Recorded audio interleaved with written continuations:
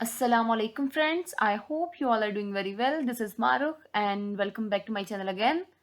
In today's lecture we will learn about the characteristics of Victorian age and the important writers of Victorian age. In our previous video we learned about the characteristics of Romantic age. After Romantic age, Victorian age started from 1820.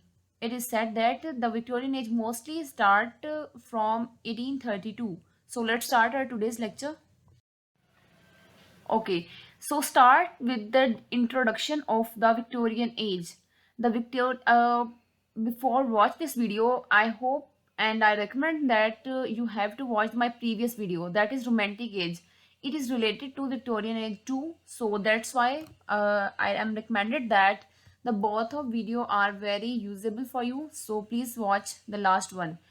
Okay, so let's start. The Victorian period of romantic of literature roughly coincides with the years that Queen Victoria ruled Great Britain and its empire 1837 and 1931. Okay, so it means कि जो Victorian age है कहा जाता है कि वो start हुई, coincides का मतलब है start हुई तभी से जब से क्वीन विक्टोरिया ने रूल किया ब्रिटेन पे। ठीक है, क्वीन विक्टोरिया ने मोर देन 60 ईयर्स रूल किया है ब्रिटेन पे। ठीक है, तो कितनी देर उनका जो टाइम पीरियड था 1860 टू 1901। ठीक है, यहाँ से 1837 से 1901 तक क्वीन विक्टोरिया ने जो रूल किया ब्रिटेन पे, इंग्लैंड पे, और यही टाइम पीरियड जो है बेस्ट कहा जाता है, विक्टोरियन एज भी इसे कहा जाता है और बेस्ट कहा जाता है फॉर विक्टोरियन लिटरेचर। ठीक है, जैसे रोमांटिक लिटरेचर था, इसी तरह इस एज में विक्टोरियन एज में जो कि क्वीन विक्टोरिया के नेम पे थी, इसे विक्टोरियन लिटरेचर कहा जाता है। During this era, Britain was transformed from predominantly rural agricultural society into urban and industrial one. जैसे कि मैंने आपको अपनी लास्ट वीडियो में बताया, अगर आप वो वीडियो देखें रोमांटिक एज वाली, उसमें रूरल एरियाज यानी कि गांव के नेचर पे ज़्यादा फोकस किया जा रहा था, एग्रीकल्चरल जो एक्टिविटीज़ थी वो ज़्यादा थी। तो क्या हुआ कि जब ब्रिटेन आया तो बहुत ज़्यादा प्रोग्रेस की, जब क्वीन विक्टोरिया आई तो बहुत ज़्यादा प्रोग्रेस की वहाँ पे कंट्री ने, और जो एक एग्रीकल्चरल सोसाइटी थी वो एक अर्बन यानी कि शहरी इलाके में इंडस्ट्रियल, तब वो इंडस्ट्रियल रेवोल्यूशन भी आई थी, तो एक अर्बन और इंडस्ट्रियल टाइप की कंट्री में चेंज हो गया जो ग्रेट ब्रिटेन था।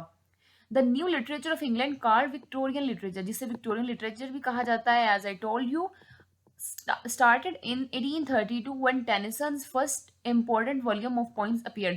वैसे तो कहा जाता है कि 1837 से ही स्टार्ट हुई थी जो विक्टोरियन एज, सही है, बिकॉज तब क्वीन विक्टोरिया ने रूल स्टार्ट किया था और इन्हीं के नेम पे उस टाइम एरा को कहा जाता है। लेकिन फिर भी रफली जो है कि 1832 में जब टेनिसन ने अपनी पोइम्स, स्टार्टिंग वाली पोइम्स लिखी, Tennyson was the famous poet of Victorian as, उन्होंने लिखी, तब से विक्टोरियन लिटरेचर का स्टार्ट हो जाता है। ठीक है, क्योंकि उनकी इस पोइट्री में, इस पोइम में कुछ ऐसी क्वालिटीज थी जो हमें विक्टोरियन लिटरेचर में देखने को मिलती हैं। ठीक है, so let's see some characteristics of the Victorian age. Okay, the first one is from idealism to realism. Romantic age में क्या था, आइडियलिज्म थी, हर चीज की ब्यूटी को बहुत ज्यादा इन्हेंस करके दिखाया जा रहा था, हर चीज को एक आइडियल फॉर्म में दिखाया जा रहा था, वो वाली कैरेक्टरिस्टिक्स दिखाई जा रही थी जो इन रियलिटी इनफेक्ट है ही नहीं थी। ठीक है, तो ये आइडियलिज्म था, सुपर भी थी तब।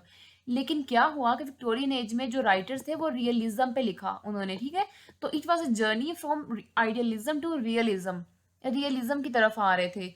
Is the prominent differentiator of Victorian poetry, यानी कि विक्टोरियन पोइट्री में रियलिज्म ज्यादा थी, जो सिचुएशन थी वहां पे, जो रेस्टलेसनेस थी, वो सारी उनकी पोइट्री में दिखाई जा रही थी, क्योंकि बहुत ज़्यादा सोसाइटी में चेंजेस आ रहे थे।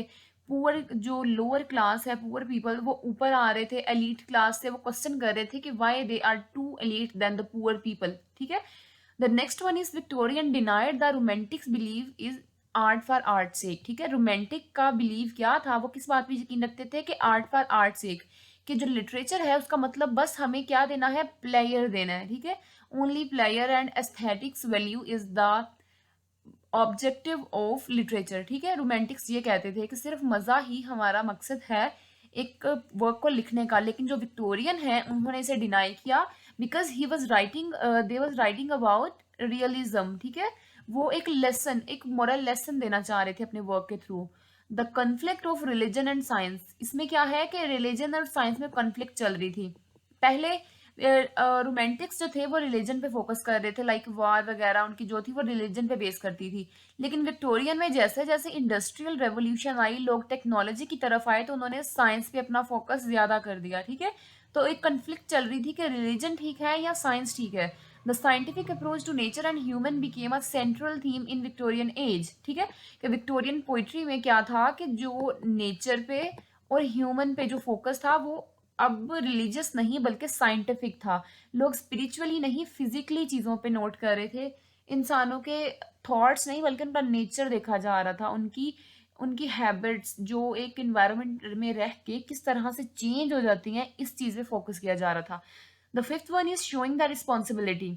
एज आई टोल्ड यू कि वो हमें क्या करते हैं, वो हमें मॉरल लेसन देना चाह रहे थे जो विक्टोरियन राइटर थे। ठीक है, तो वो एक तरह से अपनी रिस्पॉन्सिबिलिटी को देख रहे थे कि कैसे विक्टोरियन एज में कितनी ज़्यादा वो क्योज है, अफरा तफरी मची हुई है, तो उसको कैसे ठीक करना है, इस डिस्ट्रक्शन जो हो रही है उसको हमने कैसे ठीक करना है। तो वो डिफरेंट टाइप्स के अच्छे वाले मॉरल लेसन दे रहे थे अपने वर्क के through. So that is an important characteristics के शोइंग रिस्पॉन्सिबिलिटी के जो राइटर थे, जो नॉवल थे, novelist, poet, writer, play right जो भी थे, वो सब अपनी रिस्पॉन्सिबिलिटी को शो कर रहे थे। ठीक है, so let's move to the other slide. Okay, use of sensory elements. ठीक है, सेंसरी एलिमेंट्स को पोइम्स में यूज किया जा रहा था। अगर आप पोइम्स रीड करते हैं, वर्क रीड करते हैं किसी भी राइटर का of Victorian age, then you will learn that कि how they people use sensory elements in their works. ठीक है, कि कैसे वो सेंसरी डिवाइसेस को यूज करते हैं। सेंसरी डिवाइस एलिमेंट्स क्या होते हैं, अगर आपने literary devices, figure of speeches पढ़े हों, तो ऐसी चीजें जो हमारी सेंस को अपील करती हैं। लाइक अगर कहा गया हो कि फ्लावर्स आर स्मेलिंग गुड, ठीक है, स्मेल्स गुड, तो उनकी अच्छी स्मेल है, तो हमें भी थोड़ी सी फीलिंग आ जाती है ना कि हमने कभी रोज को, रेड फ्लावर को स्मेल किया हो, हम कहते हैं हाँ सच में उसकी खुशबू काफी अच्छी थी, and I have sense that. ठीक है, तो ये सेंसरी एलिमेंट्स होते हैं जो एक इंसान की सेंस को अपील करते हैं। ये बहुत ज्यादा यूज किए जा रहे थे उनकी पोइट्री में, उनकी नॉवेल्स में। पेसिमिज्म, पेसिमिज्म दिखाया जा रहा था। Integral means important in Victorian poetry. ठीक है, बहुत इंपॉर्टेंट था विक्टोरियन पोइट्री के लिए। पेसिमिज्म क्या होता है, बिल्कुल ही होपलेस हो जाना, ना उम्मीद हो जाना, डेस्पेयर। ठीक है, हम ये कह सकते हैं। तो यानी कि जैसे मैंने आपको बताया कि पुअर क्लास जो लो पीपल हैं वो ऊपर आ रहे थे, काफ़ी ज़्यादा फाइट चल रही थी, इंडस्ट्रियल रेवोल्यूशन थी, लोग जो है वो माइग्रेट कर रहे थे फ्रॉम विलेजेस टू सिटी। ठीक है, लोग जो है उनके घर बार छूट रहे थे, तो काफ़ी ज़्यादा होपलेसनेस थी। जो वहाँ के राइटर थे वो भी काफ़ी ज़्यादा परेशान थे और इसी हिसाब से वो लिटरेचर को लिख रहे थे। ठीक है, दे वॉज नॉट ऑप्टिमिस्ट, यानी कि वो पुरुमीद नहीं थे। दे वर पेसिमिस्ट, वो बिल्कुल नाउमीद थे। Interest in medieval fables and legend. ठीक है, मिडीवल के बारे में वहाँ की जो एमिली ब्रॉन्टे, इस तरह के जो राइटर्स हैं, उन्होंने काफ़ी ज़्यादा मिडीवल एज से, जो कि एंग्लो नॉर्मन के बाद आती है हमारे पास, इंस्पायर थे। ठीक है, तो उन्होंने भी काफ़ी ज़्यादा लिखा है इन चीज़ों के बारे में, उन वहाँ के लेजेंड्स, उनकी फेबल्स, कि वो कैसी स्टोरीज लिखते थे, उनकी ब्रेवरी, इन सब के बारे में। द नाइन्थ वन इज सेंटिमेंटेलिटी, यानी कि उनके सेंटिमेंट्स, उनके जो मेलनकली, एक सैडनेस की इन्वायरमेंट थी, वो कैसी थी उस एज में। ठीक है, ये भी राइटर्स अपने वर्क में दिखा रहे थे थ्रू द पेसिमिज्म। जब वो मायूस थे तो उन्होंने दिखाना था ना कि एज कैसी है, इसलिए वो ये सब कुछ शो कर रहे थे अपनी पोइट्री में। Development of dramatic monologue. ठीक है, अगर आप फेमस राइटर को पढ़ते हैं, टेनिसन को और रॉबर्ट ब्राउनिंग को, तो आप देखेंगे कि उनके उनकी पोइट्री में हमें ड्रामेटिक मोनोलॉग नजर आता है। क्या होता है ड्रामेटिक मोनोलॉग? ये एक लिटरेरी डिवाइस है, एक फिगर ऑफ स्पीच है, जिसमें एक पोइट या एक राइटर अपने ही वर्क में किसी को एड्रेस करके उससे बात करता है, लेकिन जिससे वो एड्रेसी से बात कर रहा है, he didn't response, he don't response, वो बिल्कुल जवाब नहीं देता। वो बस एक ऐसे दिखाया जाता है कि एक एड्रेसी है, बट ही और she is not speaking at all. ठीक है, तो देखते हैं कुछ पोइट्री के करेक्टरिस्टिक्स।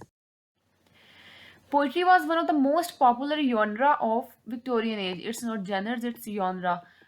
यानी कि काइंड है, विक्टोरियन एज की एक बहुत अच्छा यॉनरा था। The romantic poets, particularly William Wordsworth जो है, उनकी एज क्या थी अगर आपको याद हो, 70 to 1850। ठीक है, तो एटलीस्ट उन्होंने 12 to 15 ईयर्स जो हैं वो स्पेंड किए हैं विक्टोरियन एज में। तो वर्ड्सवर्थ को एक विक्टोरियन पोइट भी कहा जाता है। ठीक है, वर रिवर्ड, रिवर्ड का मतलब होता है रिस्पेक्ट देना या एडमायर करना, एंड वाइडली कोटेड, यानी कि इनको काफ़ी ज़्यादा जो राइटर्स थे उस एज के एडमायर कर रहे थे कि इन्होंने बहुत अच्छे वर्क्स लिखे हैं, ठीक है। जैसे कि मैंने आपको बताया कि कहा जाता है कि उनको बहुत ज़्यादा जो वहाँ के राइटर थे उस एज के अप्रिशिएट कर रहे थे, प्रेज कर रहे थे।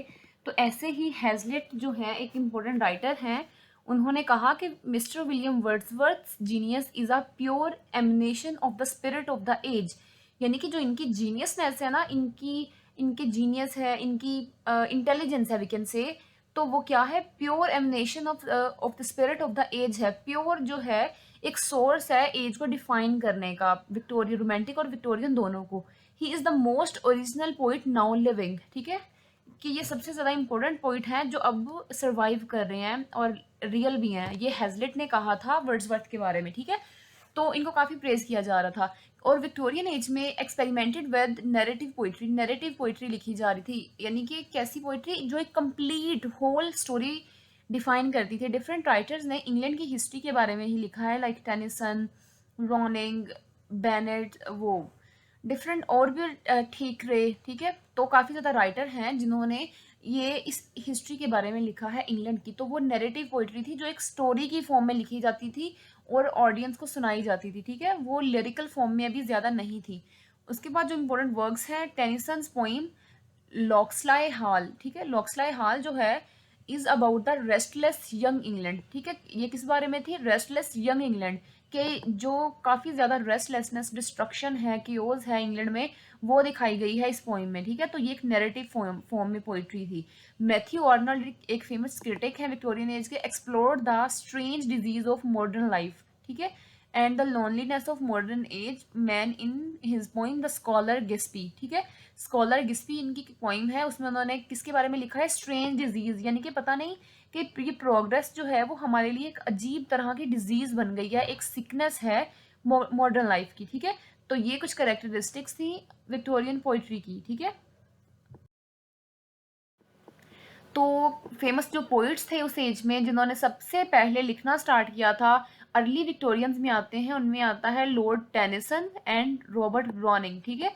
इस वीडियो में मैंने बस इन दो पोइट्स को ही मेंशन किया है, बाकी के बारे में हम किसी और वीडियो में पढ़ेंगे।